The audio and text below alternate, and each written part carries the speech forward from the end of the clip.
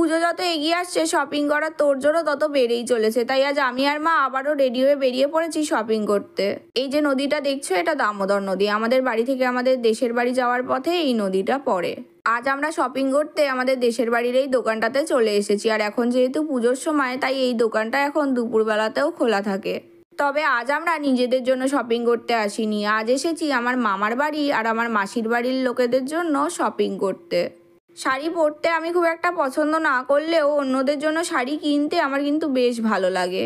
বেশ অনেক রকমের শাড়ি দেখার পরেও আমাদের খুব একটা পছন্দ না হওয়ায় অবশেষে এরা সুমান শাড়ির কালেকশন বার করলো। এর আগেও আমরা এই দোকানটা থেকে দু একটা সুমান শাড়ি কিনে নিয়ে গেছি। দেখা যাক আজ আবার এর মধ্যে থেকে একটাও শাড়ি আমাদের পছন্দ হয় কিনা।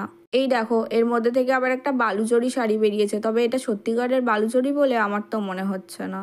বালুচরি সিল্কের পর এখন আবার বেরিয়েছে জমিদারি সিল্ক। আচ্ছা, এর নাম জমিদারি সিল্ক কেন? আগেকার দিনে জমিদাররা এই শাড়ি পরতো নাকি? যাই হোক, তোমাদের এই জমিদারি শাড়ি চেনার উপায় বলে দিই। এই শাড়ির চওড়া পাড় থাকবে আর তার উপর কলমকারি কাজ থাকবে, আর আঁচলটা যেটা থাকবে সেটা বেনারসি কাজের আঁচল থাকবে।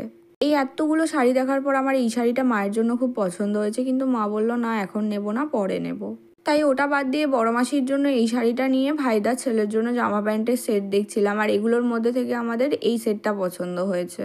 এর জন্য এটা, ওর জন্য ওটা, তার জন্য সেটা করতে করতে বেশ অনেকগুলোই জিনিস কেনা হয়ে গেছে। কিন্তু এবার বিলটা যে দেবে আশা করছি আমি সেটার মালা পরে নিতে পারবো। তবে বিল যত বড়ই হোক না কেন সবার জন্য জিনিস কিনে বেশ ভালোই লাগছে। এতগুলো জিনিস কেনার পরেও মায়ের মন ভরেনি, এখন আবার ছাতা কেনার শখ হয়েছে। তবে এই ছাতাটার দাম শুনে মা বললো না এখন থাক, পরেই কিনবো। তবে এই ছাতাটা দেখতে বেশ সুন্দর, বোতলের মতো। অনেক কেনাকাটা করে ফেলেছি, এবার এগুলো বয়ে বাড়ি নিয়ে যেতে হবে। আসার সময় তো মনোজদার টোটোয় চেপে এসেছিলাম, কিন্তু তারপর মনোজদার কিছু কাজ ছিল যার কারণে মনোজদাকে ছেড়ে দিতে হয়েছে। তাই বাধ্য হয়ে আমাদের রোড থেকেই টোটো ধরে বাড়ি ফিরতে হচ্ছে।